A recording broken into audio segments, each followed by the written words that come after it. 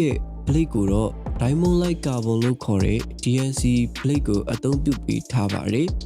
DNC blade နဲ့အုပ်ထားတဲ့အတွက်ကြောင့်မို့လို့ပုံမှန်ထပ်ပို့ပြီးတော့ခိုင်ပါတယ်အေးမြစေရဲ့ကြာညက်နေတော့မှဓာတ်သွားအရန်မပူလာတာက Vola A3 ရဲ့အားသာချက်ပါစပင်းညက်တဲ့အခါမှာလည်းတိကျတဲ့ကတ်တင်ကိုကျွန်တော်တို့ရပါတယ်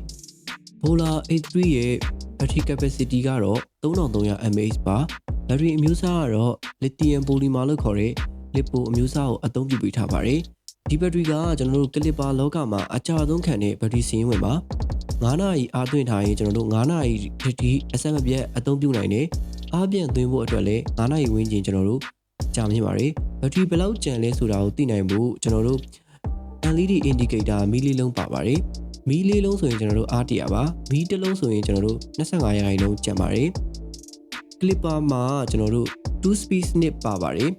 RPM အနေနဲ့ကလည်း6000ကနေပြီးတော့9000အထိ RPM မြင့်တဲ့အတွက်ကြောင့်မို့လို့ကျွန်တော်စပင်းညက်တဲ့အခါမှာကျွန်တော်တို့ quality က smooth ဖြစ်နေပါတယ်အရန်ကောင်းပါတယ်သူ့ရဲ့ motor ကလည်းကျွန်တော်တို့ Ferrari ရဲ့ engine ပုံစံ design ဆွဲထားမှုလို့ရုံးကအရန်ကောင်းပါတယ်ခင်ဗျာ Vola A3 ရဲ့ဈေးနှုန်းကတော့ဒေါ်လာ160ရနေပြီးတော့220တိကျနိုင်ပါတယ်ငွေဈေးအတက်ကျပေါ်မှာမူတည်ပါမယ်